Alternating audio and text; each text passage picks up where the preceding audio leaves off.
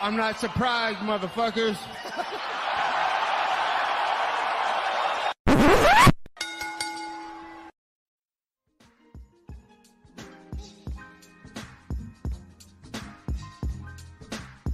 What's up, ladies and gentlemen? Welcome back to the Courtside Soundoff podcast. Once again, I'm Josh Evanoff. As always, welcome by the one and only main of the hour, too sweet to be sour, future Jiu-Jitsu world champion, Angel Ortega. You're going to submit Gordon Ryan any day now. We got a lot of stuff to talk about this week.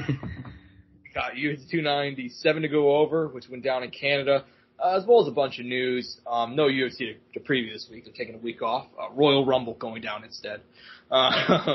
But as always, we are brought to you by two fantastic sponsors of the show, Rogue Energy and ELYXR. Code Soundoff for both of them for 10% off. Rogue Energy, keep me fueled up, get me through my day, whether I'm at home, at the gym, whatever it may be, or I'm watching the Chiefs win yet another playoff game, because Patrick Mahomes is the GOAT.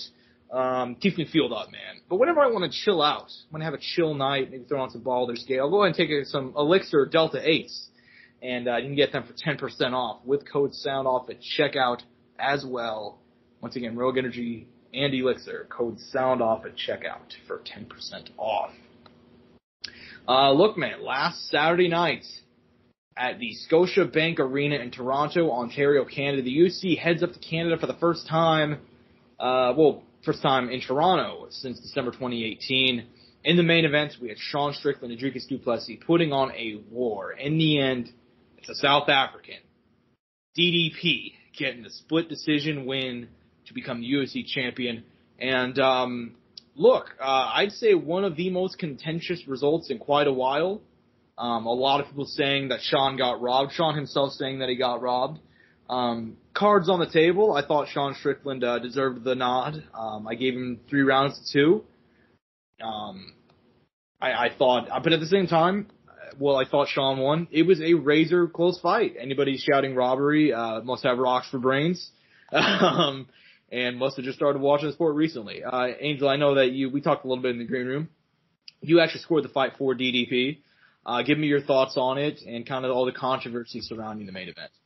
Oh man, well, like I told you earlier, like the night of, I like pretty comfortably was like, I think it's Dricus 3-1 going into the 5th. But at the same time, I was like 100%, like, could see how it could be 2-2 going here, and I'm like, this could be the defining round right here. Which if that was your mindset at the time, then, Sean would have ended up winning the fight. But, the fight concluded, the decision's about to get read out. I'm like, well, it's a close fight. I think Dricus won it, but, if they give it to Sean, they give it to Sean. Card gets read out. It's Dricus. And I'm obviously hyped because he won. I get my pick right, and I thought he won.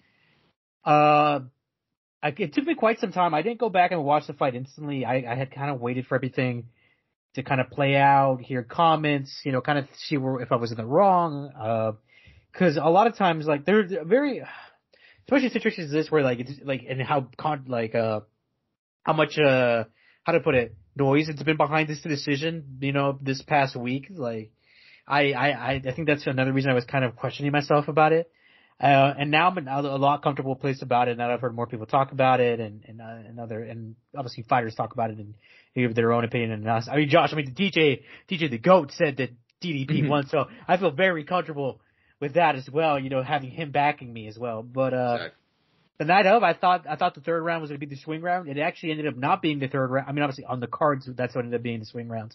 But in reality, it was the second round. I think going back and watching the fight, I think the second round was actually the big decider of the whole fight. Just today I went back and rewatched the fight, and I felt really comfortable. Like, I felt really comfortable with me saying that Sean won the fight. Like I said, I could definitely see where I personally could think that Sean won that second round, and I'm not gonna sit here. Like I said, it's genuinely close. That night of, if they would have read Sean, I wouldn't have been super in shock. And like I said, I thought it was DDP, and that was the result we ended up getting. By the way, these Canadian fans, dude, they are some little traitors, bro. They fucking turned their back on Sean, dude. That night. That was crazy. Yeah, look, man. Look, like, I get it. Yeah. Like, the guys went like 7-0 from Canada, 6-0. GSP retired. Like, I know things aren't going the way, you know what I mean? Like, yeah, bro. Yeah, I get it. Man, that Canadian crowd was something else, man. They were fired up It was definitely an interesting night. We got fuck Trudeau chants basically every 4 minutes. We even got some fuck Joe Biden chants, which was interesting, man. I mean, we'll talk about this in a bit, but man, it was a political night out there on Saturday night. It was like the fucking Republican National Convention out there, bro. It was crazy. But yeah, I mean, cards on the table. Like I said, I thought DDP deserved the win. I gave him, let me rephrase. I thought Sean Strickland deserved the win over DDP. I gave Sean round 1, DDP round 3 and 4, and I gave Sean 2 and 5 to kind of close it out. I mean, look, I thought it was a relatively close fight. I think you could have gone either way with it. I think there's a lot of people who are, to be nice, showing a lot of, ignorance. Yeah, that's the way to. I'm trying to be really kind about it. I've kind of said a bit in the green room where I was kind of going off a bit, but I mean, yeah, I think they're showing a lot of ignorance. I think this sport has had a massive influx of new fans and shed a lot of old fans as well, largely based on the fact that the UFC is all in on the culture war and all in on being super politically active. And I mean, we get a Trump walkout at every single event, for every pay-per-view event that goes on in the U.S. now. Like, they have their cards on the table. They're like, all right, these are the people we want to be fans of us. We don't really care, but the fights are secondary now to the drama and the shit going on. And I think the crowd perfectly reflected that, and the fan reaction has perfectly reflected that. Because as a fight itself, razor thin close. Could have gone to either guy. But that's not the way fans are reacting, because fans are mad and they want to be mad about the fact that my boy didn't win. So it has to be a robbery. It has to be a conspiracy. You know what I mean? That Sean Strickland was robbed because of the judges. They robbed him. He's too controversial. As if the UFC, that's something they hate, I mean, and I think it's sparked other conversations just outside of that. I mean, this whole night had a lot of issues, That's something that we didn't even really talk about, you and me, privately. But dude, this had a little bit of everything, maybe some questionable judging, some stuff in women's MMA that I think needs to improve. I'm gonna put it out. Don't worry, we'll get on women's MMA in a minute. Toxic fans. I mean, there was a lot, rules that may or may not have been enforced, rules that are old that were being used. There's a lot going on. Because then, and look, we talk about this every single year, pretty much every card, maybe every pay-per-view, every week at this point, judging, And it's at this point, when are we going to see change? If you guys want to see change, this is the time, because look, at the same time, I don't know how much of a difference the system would have made there. Let's say we would have been using, the one system or the pride system where they value they look at the overall fight, they value damage, and then, the last 2 rounds are the rounds they take heavy value into. Mm-hmm. I don't know how much of a difference that would have made, because Sean did come out and have a big 5th round, and at the same time, DDP had also a great 4th round, right? So it still would have been close. I don't know. That's the other thing. Mm-hmm. Yeah, you're not wrong, dude. I mean, it was an extremely, extremely close fight, and just the way that people have reacted about it just makes me feel like I'm fucking going crazy. I'm not even a, you might be, Josh. No, I'm definitely fucking crazy. I'm definitely a fucking loon, bro. But I mean, as far as the judging goes, I mean, and here's the thing too, is people just can't separate their love for fighters from the actual fight itself. I mean, I don't like Sean Strickland. I don't. As a human being, I think take him or leave him, right?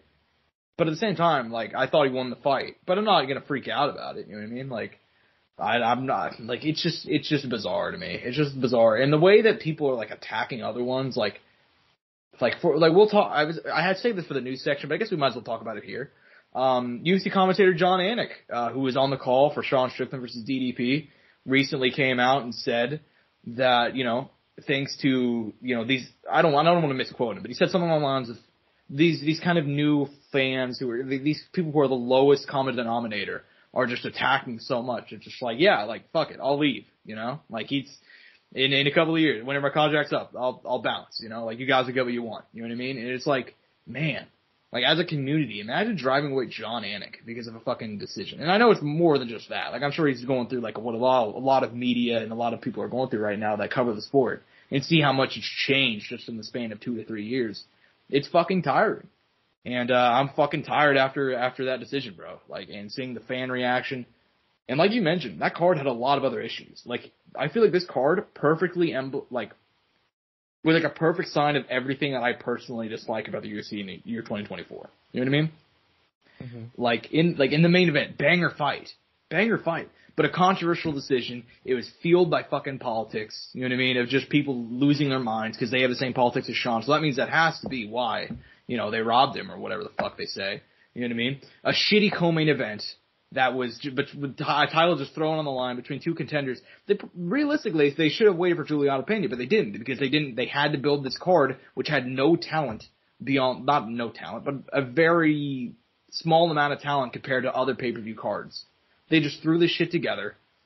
Co-main event, like, sucked. Main event was controversial. Fans were pissed coming out of it. They had the main, like, so many fights that just were not pay-per-view quality, but they were on there anyway because they have to fill the card. Like, I don't know, man. Like, am I being too harsh on it? What did you think of it? No, I mean, it was rough. I mean, it's funny because I remember Sean did his podcast with Chris Curry. He's like, I am not going to make any fucking money off this card. Dude, yeah. that fucking pay-per-view might have been an all-time low in recent time. I shit you not. Because there's no way, I mean, look, credit to Sean if he did manage to carry it, but I don't know if he could have. Even the mythical power of Sean Strickland could have carried that card, you know? Yeah, and Sean Strickland became a star this week, or last week, rather, by, you know, just kind of being himself, and, like, I felt for him, you know, in that roundabout way, because, like, it's so clear sometimes, like, what the UFC wants, you know what I mean? Like, Sean O'Malley is champ now, you know, and for his first title defense, they're giving him a guy who, you know, lost 2 of his last 3. You know, they're skipping over a bunch of guys to give him that title shot because they know that a rematch with Vera would make money. And they stacked the undercard. The Sean Strickland has to fight in fucking Canada with fucking Neil Magny as the second biggest name. You know what I mean? Like, so that's just kind of the way it goes sometimes, man. I mean, look, yeah, I mean, I think we covered the main event, you know, as well. We didn't talk a lot about Dricus. We should talk about Dricus. I think we should talk. Go ahead. Yeah. Because Dricus did win, you know. Yeah. Wow. I mean, look, I gotta say, after that night, like, there's things that Sean does well that impressed me. And obviously there's, you know, credit to him, right? His defense, his jab, obviously awesome, right? But dude, I gotta give credit to Dricus because he showed me a lot of different looks. And there's a lot of things there that I liked. I came out of that fight more impressed with Dricus than I did with Sean, no matter what the result was gonna be. Because of everything that Dricus showed me that night. His trips, his explosive takedowns, his willingness to come forward, his eye being won't shut. Like, I know he has heart. I know he's willing to fight. I know he's willing to die for it. Whether that's good or bad. Like, all of that and his game planning and everything and you know, all he had to go through, right, to get to that moment. And then, making history too, being the first South African champ, being the first, you know, African champ who's training directly out of Africa and coming back to Africa, you know, with the belt. I mean, all of that is history, you know, whether, you know, whatever you want to say about it, whatever, you know, like, he's done that. You know what I mean? No one's ever going to take away that from him, and that is awesome. And just like Sean, everybody doubted him. This week he was doubted, you know? And he beat all those odds, and he got to have his moment. Obviously, it has controversy, hate, you know, bigotry behind it, but hey, man, who's the champ, baby? You know? Like, credit to DDP. Mm-hmm.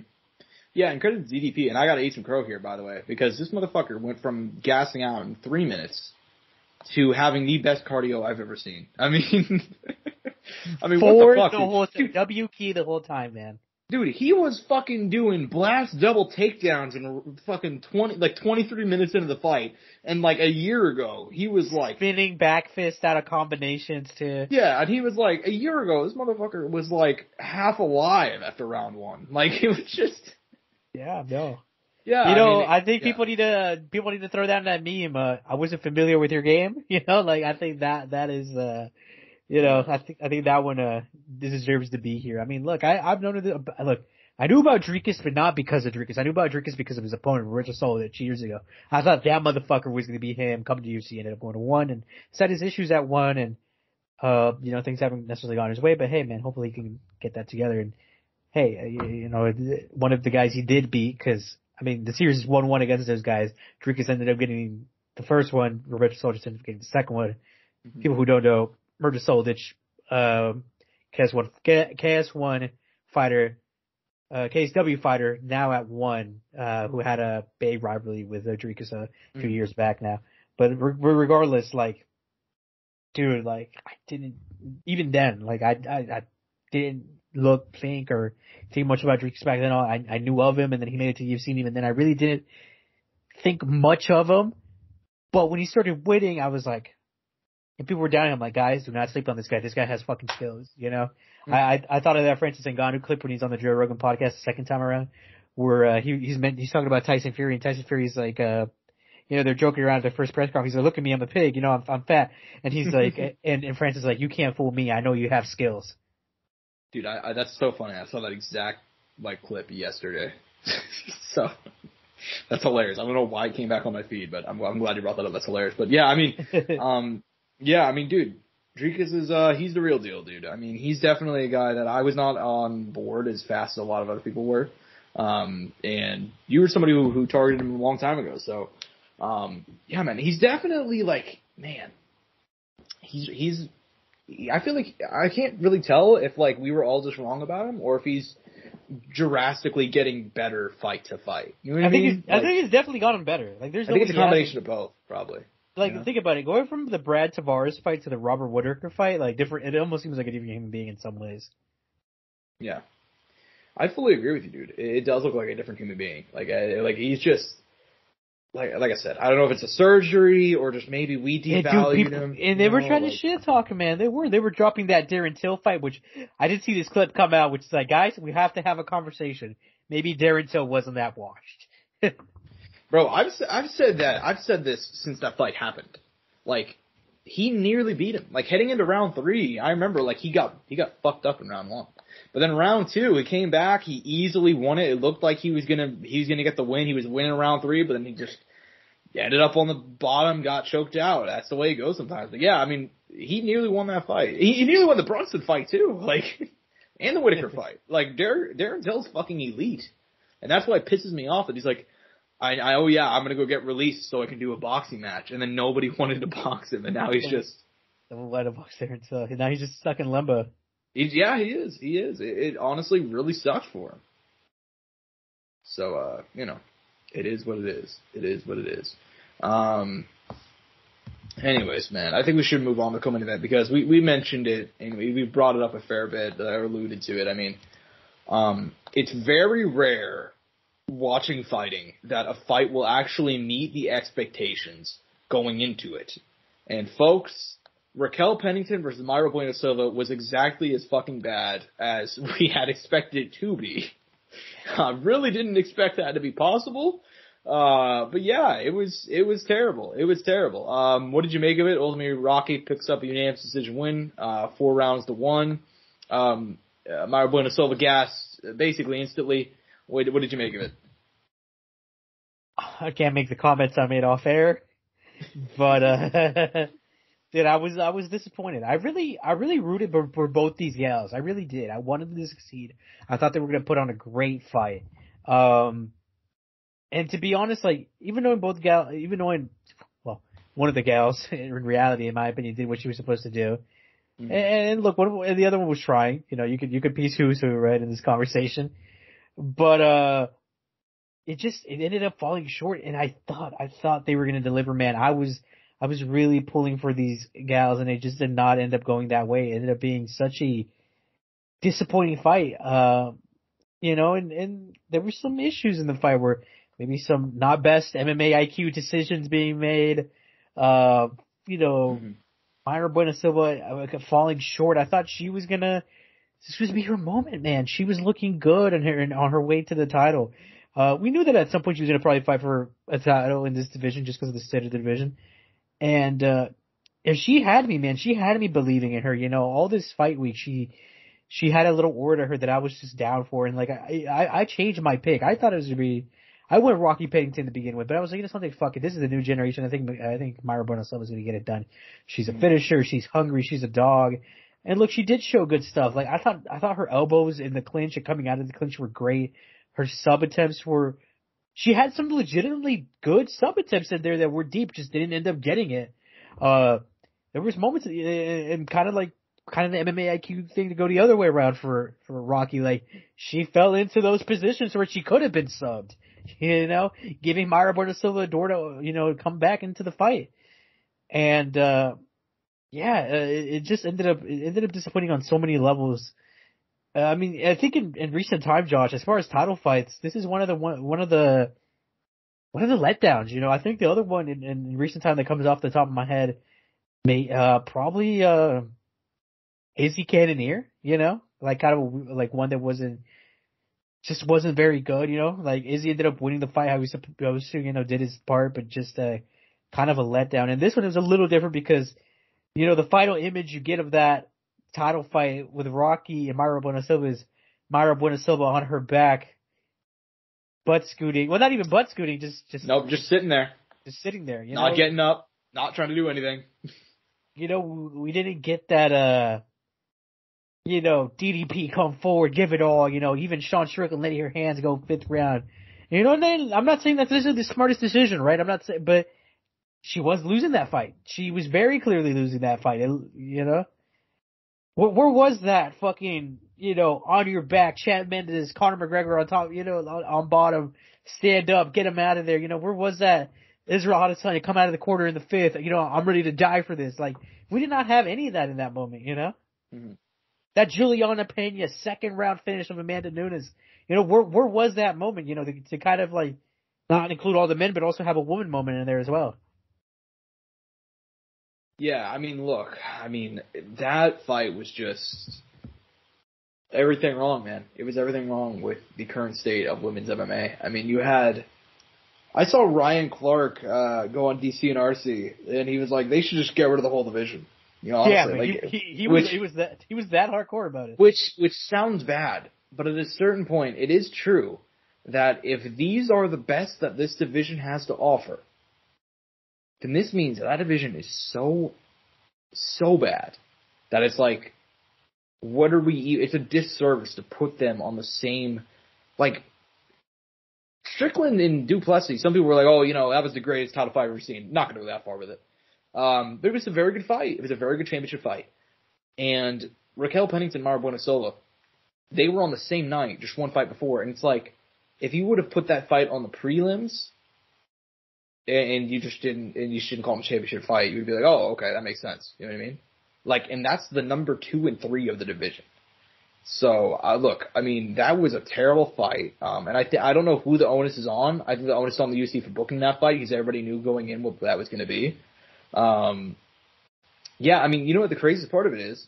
We'll talk about this in a bit. They could have just waited, like, 3 months and did Kayla Harrison versus Holly Holm for the title. And no one probably would have had an issue with that either. No, they wouldn't have.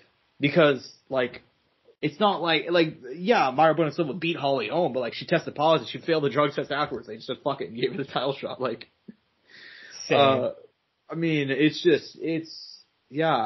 knew going into it that it was going to be a bad fight, and it was somehow topped expectations of being a worse fight than people expected. And I will say one other thing, too, that's kind of play a little bit of devil's avocado here. I was listening to, I think, Bisping and Anthony Smith talk about this.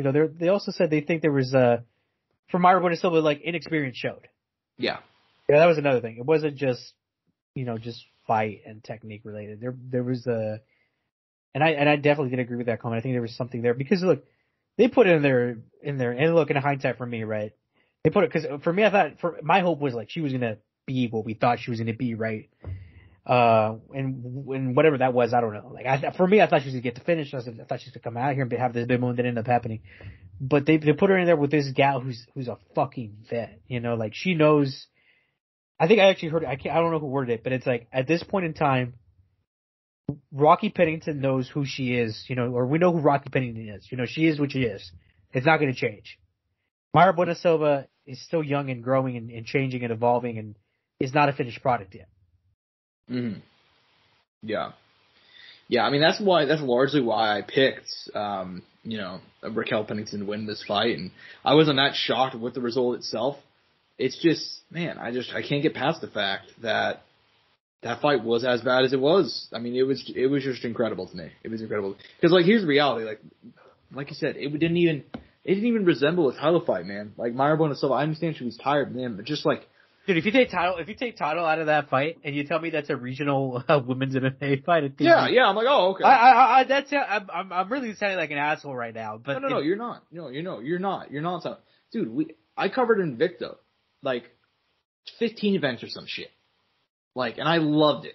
But like, dude, if they would have put that fight on an Invicta card, I'd be like, oh, okay, that makes sense. And it was a regional title on the line, it'd be like, okay, yeah. You know, that's the fight you got. Yeah, I could see that. Yeah, I mean, and it's just like Mayra Bueno Silva, like, just sitting on her back, letting time, tick away as, like, the fight. And Raquel Pennington, too, I'm not gonna let her off the hook either. She could have easily have gotten a finish. Just separate.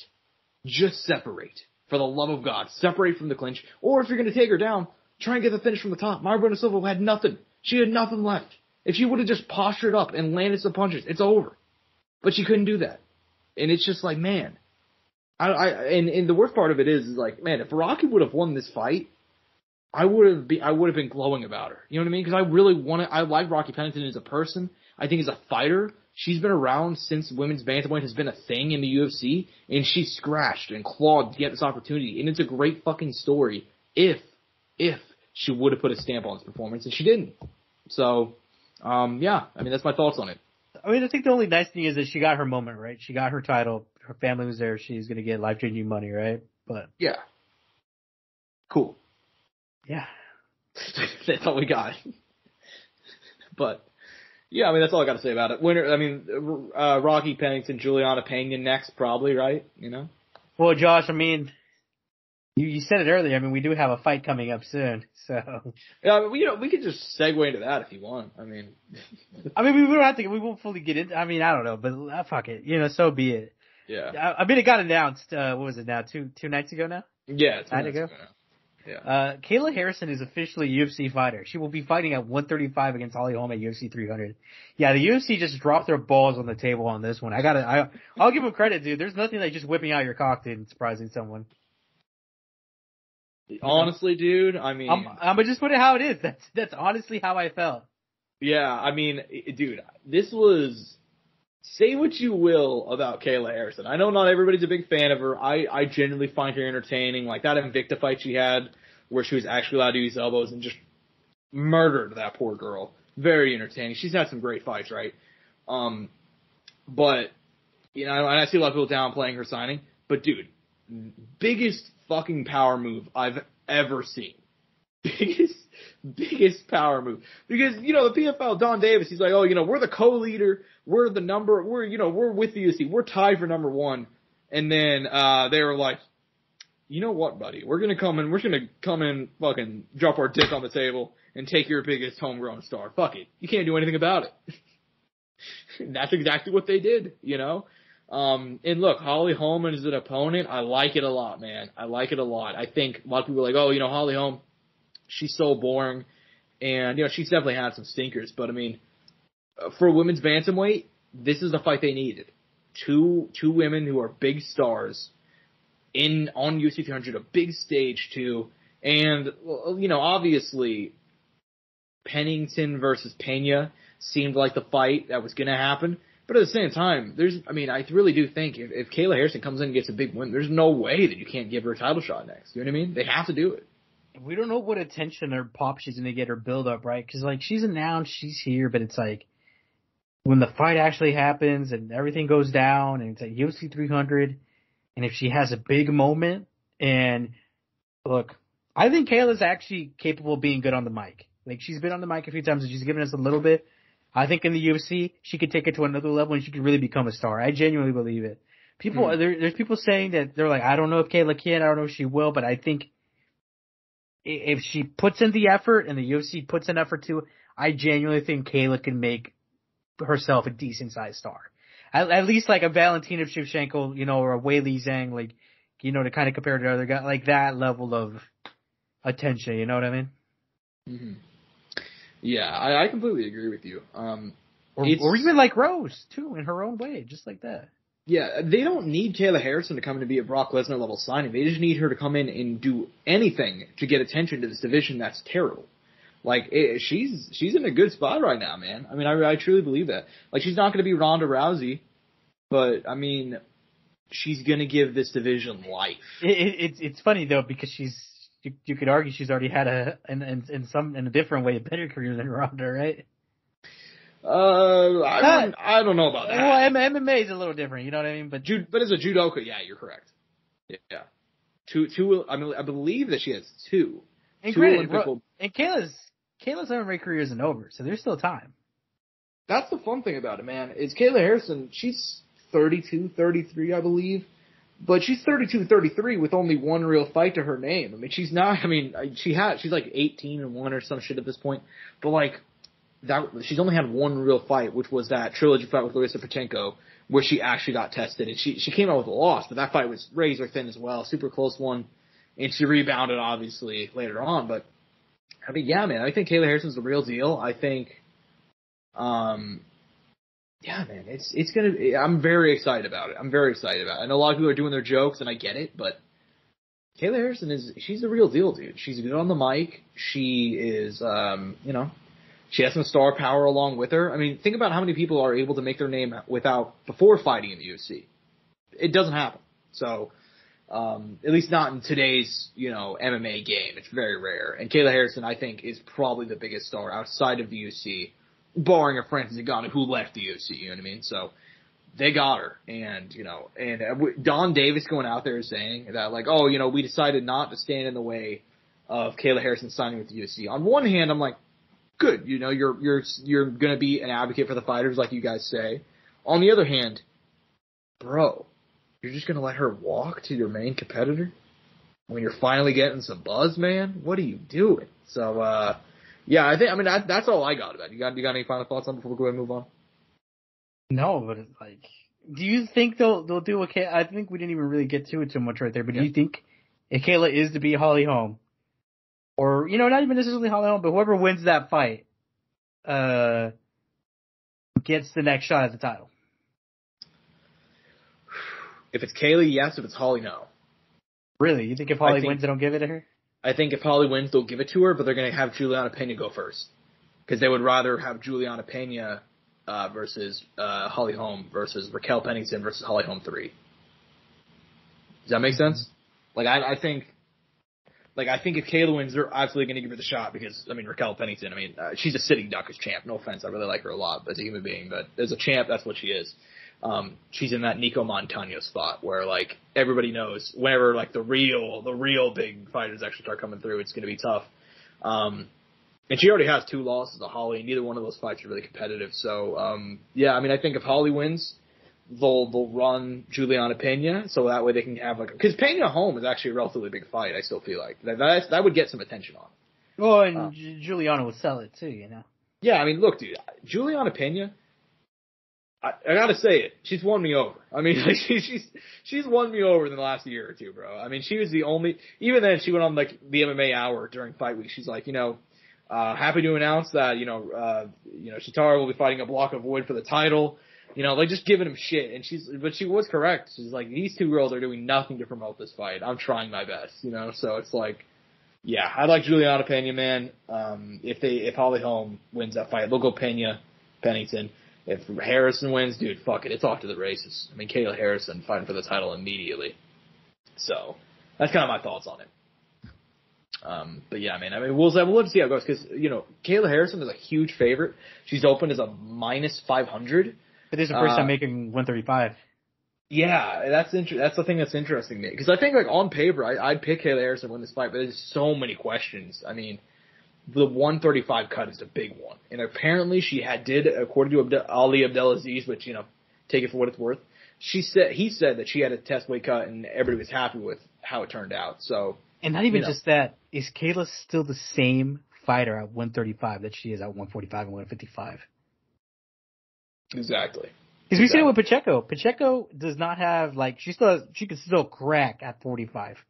But at 55, dude, Pacheco is like Francis Ngannou to these women. She's a fucking monster, dude. Honestly.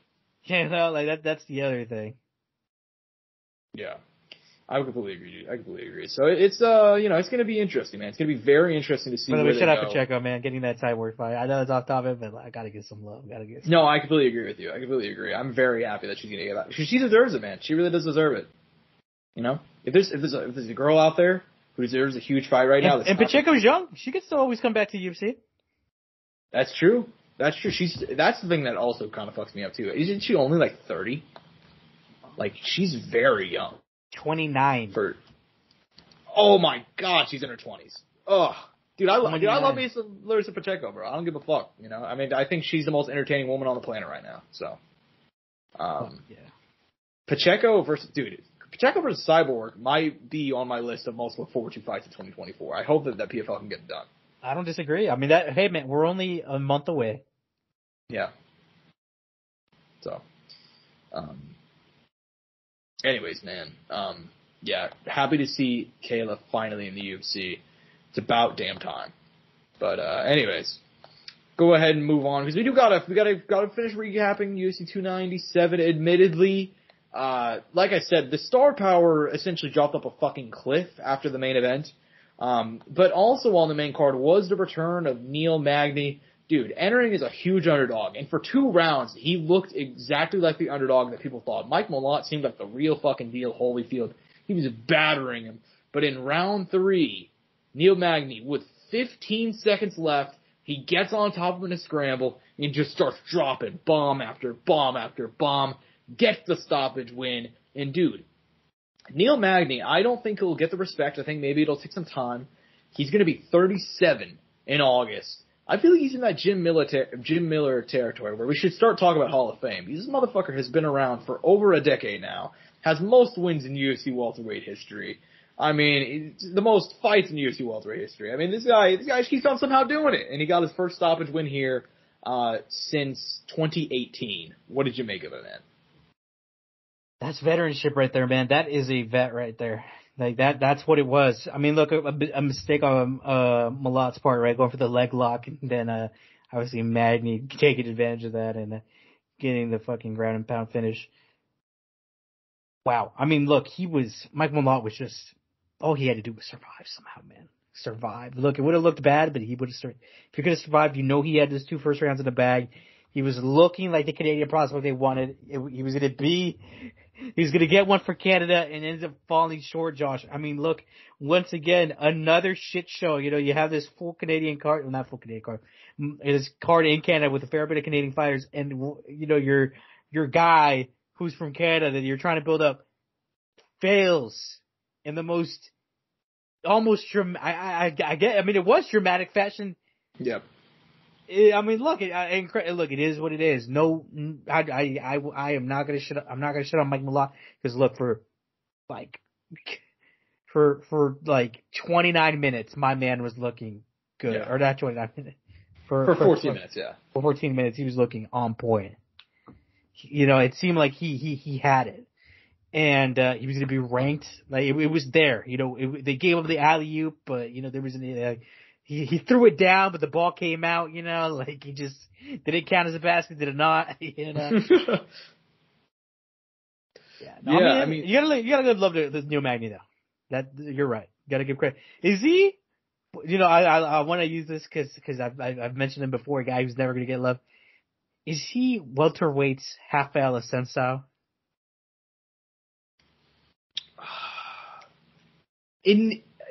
I think Assunção might have been better, right? Like I think Rafael Assunção should have been UFC champion. I think there was in like the, I guess it would have been probably like 2013, I'd say.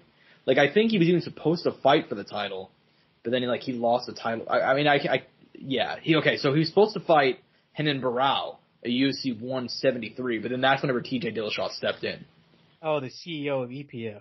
Yeah, exactly. And he had So yeah, I think Assunção wins that fight. I mean, I think Rafael Assunção. So it's a little bit different, but I get your point. I mean, Neil Magny has been a ranked fighter for as long as I've been watching MMA, and that's something that's unreal to think about. You know what I mean? Like he struggled when he first got here, admittedly, but he's been essentially ranked nonstop for a decade. So he's that guy, pal. And I love me some Neil Magny, man. And watching that Ian Gary fight was so depressing, you know. Like he just got the shit kicked out of him.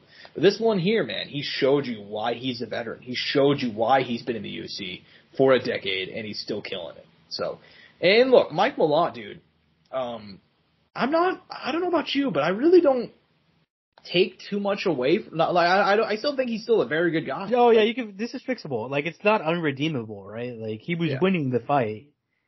Yeah. Up until that mistake, right? That leg lock attempt. Exactly. I mean, he was kicking the shit out of him. Like, it wasn't even very close either. But then he gassed, and, you know, it is what it is. You know, I mean, you gotta think about this too. I mean, this guy, that was the first time he was ever gonna go to decision. I don't know if you know that or not. He finished every single fight he's been involved in. So, well, obviously, he got knocked out by Hakeem Dawodu, like, years ago. But outside of that, like, he's finished every single fight. At 45 too, so. Yeah, exactly. So, I mean, he's the real deal. First time going to decision, he just fucked it up at the end. It is what it is. He's back. He'll be back. 32 years old, but a very, you know, there's not a lot of miles on that 32-year-old body. So, we'll see, man. We'll see. Next up on UFC 297, Chris Curtis, man, a friend of the show, the Action Man, getting a split decision win over Marc-Andre Barriault. You know, controversial. Some people thought that Barriault won. I thought it was a clean 29-28 for our boy Chris Curtis. What did you make of it? No, we saw it. It was a fun fight. I mean, it's kind of how I expected to go. I thought Marc-Andre Barriault was maybe going to give me a little bit more. I did try to, like, give him a little bit of a love on the show and be like, guys, don't doubt Marc-Andre Barriault. Maybe you could come out here and do something. I got a little odd feeling. Didn't end up going that way. Chris Curtis ended up getting one back. You know, just pretty routine stuff here. Yeah, I mean, I don't have too many thoughts on this. You know, I saw that he was pissed off at the commentary for this one, which I kind of get. You know, I thought Dom Cruz was a little bit harsh, but at the same time, you know, that's just kind of who Dom Cruz is. Yeah, I mean, solid win for Chris Curtis. Happy to see him back. I mean, he needed this one. Obviously coming off a no contest and then a loss, so I'm down to keep on, you know, seeing the Action Man get some big fights, man. Big fan of Chris Curtis. Opening up the main card, this was another controversial one, man. In the end, it was Movsar Evloev getting a 29-28 across the board, winning by unanimous decision. This fight was weird, man. You know, some people thought Arnold Allen won. There was a part in the third round, I believe, whenever Arnold Allen landed a knee, which they checked on the replay and it was legal. And the referee didn't think it was legal, and who knows, had those knees would have stood, maybe Arnold Allen gets a knockout win, so on and so forth. Very weird fight. What did you make of it? How did you score it? And so on and so forth. I think it was Movsar. I don't think there's any controversy there. I think the main controversy came from the knees, right? Yeah. Because that obviously was a big moment. You know, was it legal? Was it not legal? Also, we found out Canada was using a rule set from 2003. You know, is it both hands down? Is it just one hand? You know, he's picking him up and so he's putting the hand down at the same time. Like, there was a lot there, man. You know, this is what I'm saying. This is another shit show of things that happened on that night. I know a lot of people give Movsar a lot of shit that night for that fight. I still think, guys, this guy has skills. Same with Arnold Allen. Like, you know, unfortunate for him, just he's in a tough spot, right? Like, these losses that, you know, he's acquired and now they're putting him in a tough position. But he's 30. There's time. He's capable of coming back from this. And he did, and like I said, it's a little unfortunate for him. But I don't get if there's someone out there who likes Arnold Allen, do not or maybe doesn't know how to feel after this fight. This guy's still a talented kid. He has something there. It's just a matter of just getting it and putting it together and overcoming this moment. I hope we see Arnold Allen again this year, because he's good. I mean, I back last year when he fought when he was going to fight Max Holloway, I was like, damn, I was a little worried. Mm-hmm. I was like, this might be the moment, right? And Max ended up coming through and getting the decision, but look, he ended up giving him a good fight, so. Mm-hmm. Yeah, I mean, I will say that some people did think that Arnold Allen did deserve the win. If you check out MMA decisions, it's a minority definitely, but there was definitely some people who thought he deserved the nod. I mean, look. Well, Josh, in that case, Mayra Bueno Silva was robbed. Did anybody score that on there? Dude, if anybody gave that scorecard. No, they didn't. They didn't. The closest was somebody giving 48-47 Pennington. But yeah, I was going to say that person might be mentally ill if they gave. Yeah, 100%. Yeah, I mean, look, I thought Movsar Illoev deserved the win. By decision, I gave him rounds 1 and 2, I think, if I remember correctly. Or honestly, this fight was really fucking forgettable. I'm not even gonna lie with you. I mean, it felt like most of this fight just took place in the clinch, not a whole lot going on. But yeah, I mean, from what I remember, Movsar deserved the win. I did not rewatch this one. I don't think I ever will. Dana was shitting on this fight really hardcore in the post. Which was weird. It's weird as fuck. Just Yeah, I mean, it was a forgettable fight, but I've seen a lot worse too. So. Yeah, I mean, I felt bad for Arnold Allen because it looked like those knees were legal, and if those knees were legal, then the whole fight gets changed, but it is what it is, man. That's the way it is at 145. Movsar Illoev, he's a real deal, man, so I was not surprised that fight was that close. But anyways, man. I think we should go ahead and hit the prelims next. What fights you most want to talk about? There were some big performances. Yeah, we gotta talk about fight of the night, which ended up going to the wrong person in my opinion. Ramon Tavares versus Sidi. Yeah. Dude, fucking banger. Fight of the year contender already. I know it's early on. I don't think he'll stay as number one. I think he'll change obviously because we're literally just in January of 2024, so subject to change. But fuck, man, this was a fun fight. Like, if you haven't watched that one, Josh, or I would recommend going back. I did see that fight. I saw that fight on a small TV at a bowling alley on Saturday night. Yeah, man. That fight was pretty fucking wild, man. And that was a fight that I even mentioned too. Like, these guys just fought in the Contender Series. A bit weird they mashed them up. They fucking mashed them up for a reason, man. They gotta give them a trilogy, dude. Dude, just book it straight afterward. Just have them 3 fights against each other. Fuck it. 3 straight fights. I'd be down for it. I want to see these guys fight again. Yeah, exactly. Anyways, man, yeah, I think that, definitely it was a great fight. It was a weird night. Man. We said that a couple times. Sean Woodson apparently sounds like Charles Jourdain to the crowd in Canada, man. And the referee, too. That was the funniest thing I've seen in quite a while. We've not seen a fuck up like that in quite a long time, dude. And now, because Bruce Bauer, some people put that on Bruce, but Bruce announced it as Sean Woodson, so, I don't understand. Maybe it was just the acoustics in the arena or some shit. I don't know, but, that was pretty wild stuff. As far as the rest of the card goes, man, Jillian Robertson, I love seeing her pick up a win. Love the Savage, one of the few Canadians to win on Saturday night. In fact, it was all women who won. No, the Canadian women came out, dude. It was the guys who failed.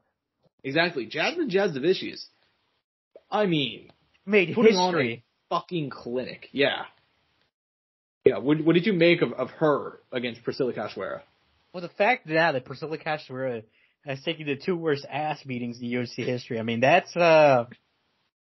that's something, man. That's something. I don't think you'd be proud of that, but definitely shows you're tough. Yeah, she is, she's kill or be killed, and most of the time she's getting killed. That's just...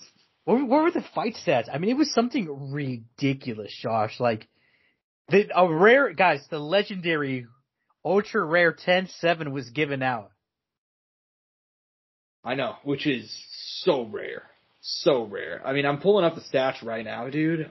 It was, if this will work with me. If you see stats website, will work with me a little bit. It was 26 strikes to 326. So, yeah. Jesus Christ.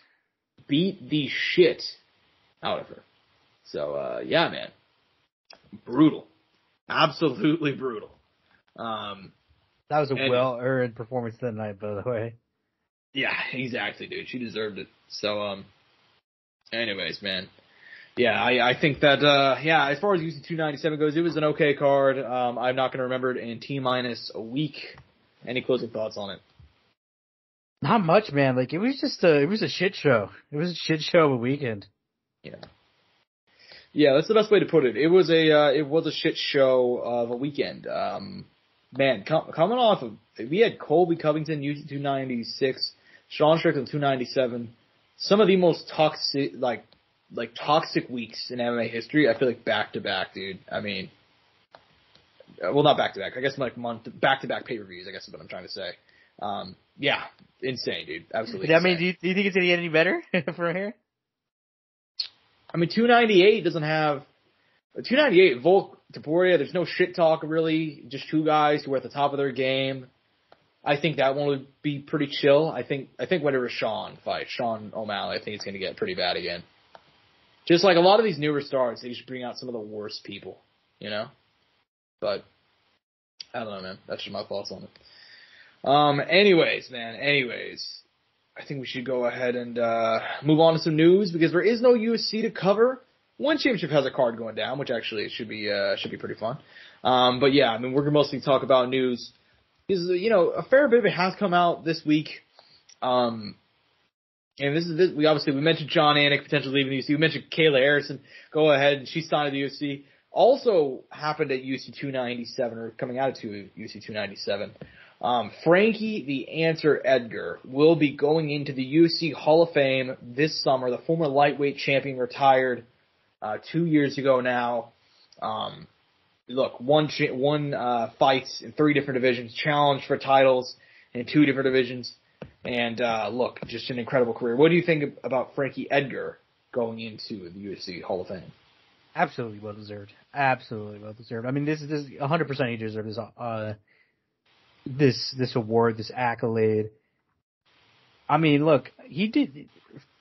You forget, like, this is something I think we talked about a long time ago. People, I think, like, probably this era, maybe or in kind of around this era of time, people forget that Frankie Edgar was a 155 champ. Mm-hmm. 5'6", Frankie Edgar was 155 champ and was killing it. Beat BJ Penn back to back in 2010. 4 months apart. Mm-hmm. And then followed that up by fighting Gray Maynard twice. And then fought Benson Henderson twice right after that. Like, that's insane. That's an insane run. He had fights with Hermes Franca too. Like, he has fought some of the best to go through sport. I mean, Jose Aldo, Cub Swanson, Uriah Faber, Chad Mendes, Yair Rodriguez, Brian Ortega, Max Holloway. Like, there's so many. I mean, he leaves no questions unanswered. He's done it all. Mm-hmm. Yeah, dude, that's the way they put it, man. I mean, I don't, like you said, I don't think but like, a fair bit of them don't even know that he was not only a fighter at lightweight, but fucking lightweight champ. Like, I mean, and even then, like, the way his reign started was he beat BJ Penn back in the day, and a lot of people, it's one of those decisions that's been lost to time, but a lot of people at the time thought BJ won. It was a really bad decision. That's what most people thought at the time. And then you know what happened? They fought in the rematch, and Frankie fucking 50-40-40 him. I mean, just dominated BJ Penn at the top of his game. And never really looked back. I mean, he lost the title to Benson Henderson. Those were very controversial fights. And just a guy who was willing to fight outside of, the range of what he probably should have been able to, and just pick up win after win. And for that, he's going to the Hall of Fame. And he couldn't, nobody's more deserving than Frankie the Edgar Answer. You know what I mean? Like, it just, I fucked up his name. You get my point. You know what I mean? Just an absolute legend, man. The Answer, Frankie Edgar, just an absolute legend. Happy to see him going in. And man, do you feel kind of old now whenever you see guys like Edgar and Aldo going in there? Like last year was Aldo, and just this year Edgar. Just guys who we kind of grew up watching. Does it make you feel kind of old? It's part of it's just how the sport is, man. Yeah, you're right. Anyways, man, I think we should go ahead and move on because this is a funny one that I kind of threw in there, but it was very big news. The Rock, Dwayne The Rock Johnson, he may not be the head of the table, but he is one of the heads at the boardroom.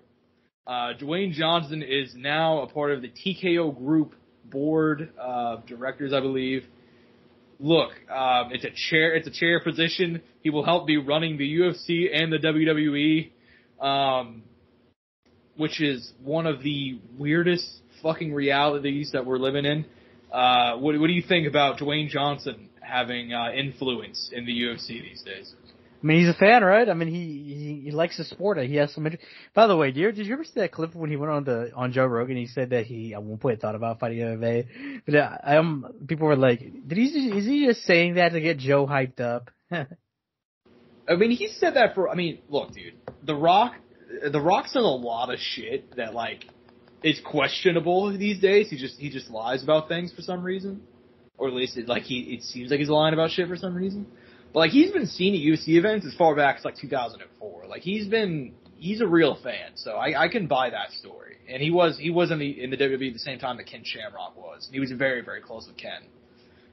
So it's possible that they talked about it, which is what he said. And then Ken told him like, no, don't fucking do it. Like it's not worth it, you know. So and he wasn't wrong. Yeah, no, it wasn't wrong. Hey, it worked out in the end. I mean, Dwayne The Rock Johnson, WWE champion, movie star, businessman, president? No, one day, brother. Jokes aside, good for Dwayne, man. I mean, I don't know if we talked about this, but he's gonna play Mark Kerr in the Smashing Machine. Yeah, I heard about that. Yeah, for A24. It's gonna be directed by the Safdies who made Uncut Gems. Dwayne is fucking moving up in the world, dude. He's going for that Oscar now, you know, like he's. Dude, that might be if those guys do that shit right. That could be it. Yeah, I mean, dude, that's what I'm saying, dude. I think he's going for that Oscar. I think that's why he's doing it, you know? Like, he had Black Adam, which everybody hated, and then it's no mystery that after Black Adam came out, everybody hated it. And he's like, you know what, first movie back, I'm gonna go work with A24 and the Safdies on this fucking tearjerker, Iron Claw-esque movie. You know what I mean? Like, so, I mean, it's not as depressing as Iron Claw, but if you guys... By the way, have you ever seen, like, The Smashing Machine, like the 2002 documentary? I saw it years ago, yeah. I need to go watch it. I have it. Yeah, it's... However depressing you think it's going to be heading in, that's exactly what it is. Yeah. So, it shows the entire downfall of Mark Kerr. I mean, it's easy to forget, but he really was one of those early guys in MMA that were like, damn, this guy is here? Like, this motherfucker is in this sport? Like, this guy looks like a Greek god. He's very proficient, you know what I mean? He's a great finisher, but just... drugs and his own mental demons brought him down. And, yeah, man. I'm so looking forward to that fucking movie, man. But, yeah, I mean, good for The Rock, man. Good for The Rock. He may, like I said, may not be the head of the table. We'll Where see is about Mark Kerr WrestleMania. these days? Do we know? Huh? Where is Mark Kerr these days? Do we know? He's alive. I don't know what he's doing. Dang. So, no, unfortunately not. At least I don't know about it. So... But yeah, excited to see that movie. Excited to see The Rock book the UFC 300 main event. All that stuff. Anyways, yeah. Speaking of, that was some UFC business news. Speaking of some other UFC business news, this really flew under the radar, man. Not surprised because, you know, most MMA media barely pays any attention to this stuff. And so that's the case with a lot of fans too. UFC 300 will go down on April 13th. 2 days later, the UFC will be in courts in Las Vegas, Nevada for the start of the antitrust trial. We've talked about this before, bankrolled by former OGs of the game, guys like Nate Cord, Kung Lee, who have been quietly working behind the scenes on this lawsuit, essentially saying that the UFC is a monopoly, and they bought out their competitors to drive down fighter pay, and that's why we've seen leaked text messages come from the likes of Dana White and so on and so forth. Through discovery. They're officially going to trial April 15th. If the UFC loses, the damage could be catastrophic for the company, whether it be, you know, losing up to $1.6 billion in cash, and even being potentially be forced to rework their contracts as well. I know that we don't have, I mean, what do you think about this? And I know there's not a whole lot to add, but I mean, just another move. Just crazy how the timing is, man. That's all I'm going to say. Yeah. Yeah, very interesting timing, man. Very interesting timing. I mean, it reminds me a lot of UFC 200. I remember the days leading into UFC 200. There was talk of a sale, and Dana was like, nope, no sale happening, not happening, not going to happen. And then 2 days after UFC 200 happened, boom, a sale happened. And now, you know, years later, UFC 300, they're going to go to trial. So much different in terms of the outcome. Someone asked Dana about that? Asked about the trial or whatever in one of the posts by Presser? He was not asked about it in the post-fight presser. He was asked about it by Aaron Bronstetter of Sportsnet. Shout out Aaron, one of the OGs. And Dana said that he wasn't worried about it because it doesn't involve him. So, wow. Which is really funny to say because his text messages are being used as proof and evidence. But, you know, I mean, he's a damn near a billionaire. There's nothing they can do to Dana White. But right. Yeah. Anyways, man. I mean, that's all I got. I don't have a whole lot to say about this because we still need to wait and see. And who knows? This trial may not even happen. They may reach a settlement. Who knows? I doubt it. But weirder stuff has happened.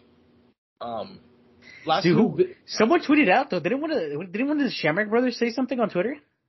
Yeah, I covered this for BJPenn.com. It was Frank Shamrock. Frank Shamrock, who, I mean, there are guys who have been erased from UFC history. I think nobody more than him.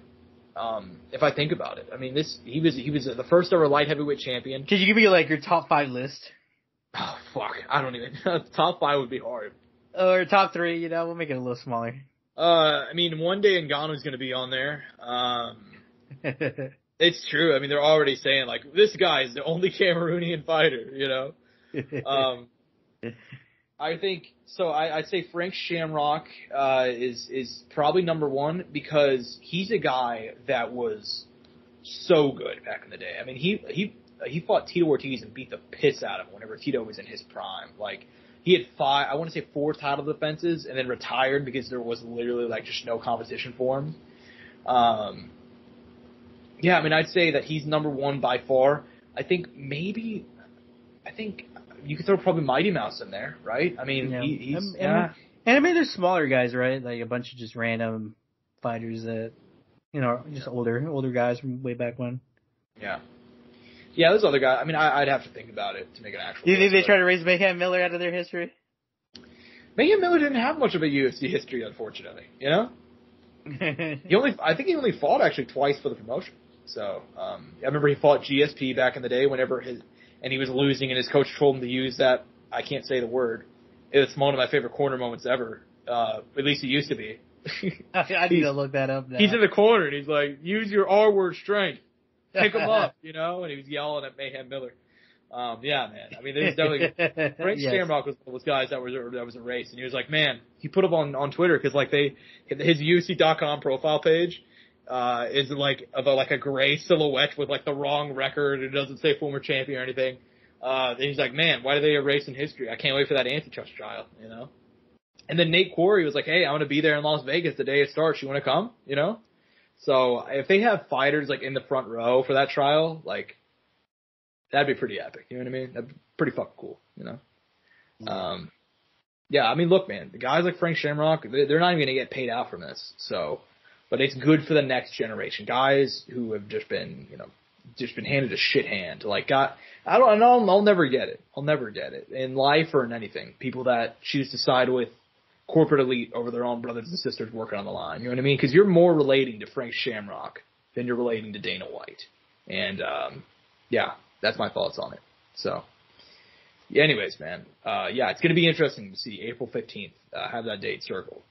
But anyway, speaking of dates, June 1st, you know, 6 days before my birthday, getting a little bit of an early gift.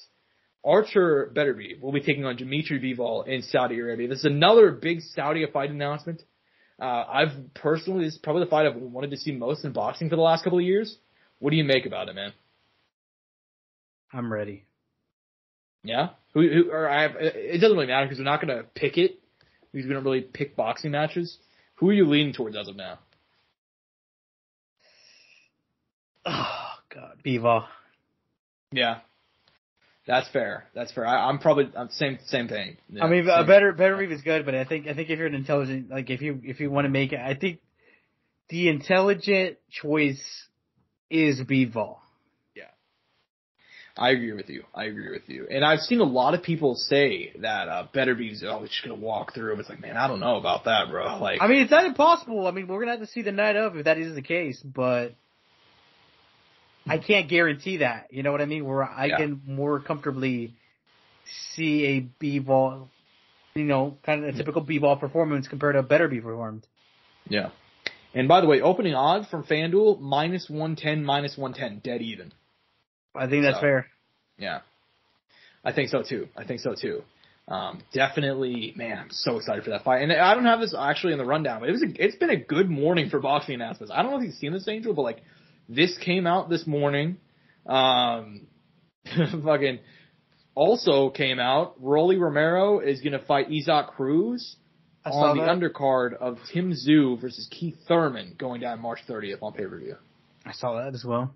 Which is, I mean, as far as a main and co-main for a boxing card goes, that's fucking sick, dude. That's a great card. That's solid. It's solid as fuck. Yeah. Now Ryan Garcia is gonna have to figure out who the fuck he wants to. Well, are they working on Kambosos Loma? Oh yeah, that's going. I think that's already been announced. Let me see the date for that one. They're going to be fighting for the IBF title, I believe, and that's going to be a really rough fight for our boy George Kambosos, man. But it'd be like that. It says they're going to fight May 12th. So there we go, man. It's a good time for boxing, bro. It's a good time for boxing. These last 2 years, bro. Yeah, and also, you got to give credit where it's due. I texted you this, and I couldn't believe that more people weren't talking about it. Saudi Arabia, Turki Al-Sheikh, I don't want to fuck up his name. The guy that's been working on Saudi Arabia's behalf to like make all these big boxing matches. He did like this long interview with DAZN where he talked about a bunch of stuff and they just blew him for an hour. But at one point he's like, I have a couple priorities in boxing.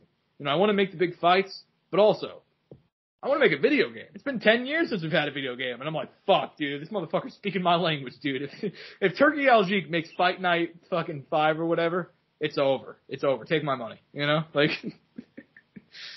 Oh man, but anyways, good times for boxing, man. Good times for boxing. Last bit of news. Early this morning, the Roadhouse trailer featuring Conor McGregor and Jake Gyllenhaal was released. Angel, instant reaction. What'd you make of it? Connor's got that main energy character. He's got main character energy, bro. He fucking main character energy. I mixed it up there, but you know what I meant. Yeah, no, I get you, dude. Watching that trailer, I was kind of like but then Conor comes into the bar, and I'm like, fuck it, I'm sold. Anytime he just pops up, though, I always think of that meme. Proper 12! Like, I just can't escape me, dude. Yeah, that's why he went into the bar so angry. He walked in there, and nobody was fucking drinking proper 12. There was no that's proper why he 12 headbutted Jake Gyllenhaal. No Irish stout, no nothing.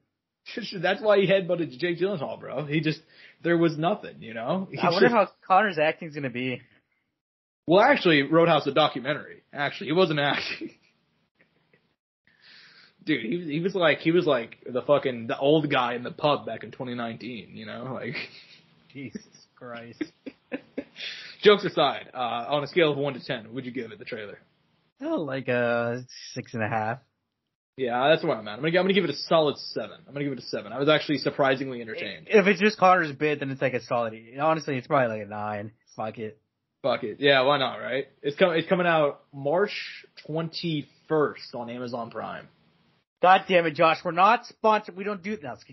No, I have to just say, fuck, dude. Could you imagine if Roadhouse the movie decided to sponsor us? Fuck it. Well, hey, you know what? We'll talk about Roadhouse every week until it comes out if they hit us up, No joke. Anyways, that's all we got, man. Any closing thoughts before you go ahead and get out of here? I will say, me and Josh did not know there was no UFC this weekend, so we were kind of like, oh shit, we're here and there's no UFC, but it's okay. We'll come back next week with some good breakdowns, some decent, maybe, some subpar analysis, honestly, but we'll be here. Yeah, we'll pick some bad fights, it's just, the usual, We'll have some shitty takes that could be made fun of down the line, maybe, Yeah, exactly, dude, exactly. Definitely won't turn out bad at the end, Picked Amanda Nunes to lose the fucking Felicia Spencer that one time, Anyways, guys, we'll be back. We'll be back next week with some previews. Hope you guys enjoy the show. It's a little bit of a different one, obviously, because there was nothing to preview. But hope you guys enjoyed. I'm at Josh Evanoff on Twitter. He's at Angel Ortega _01 at Courtside Sound for all things related to the show on X. And hope you guys enjoyed it. Peace and butt grease. Mouse click.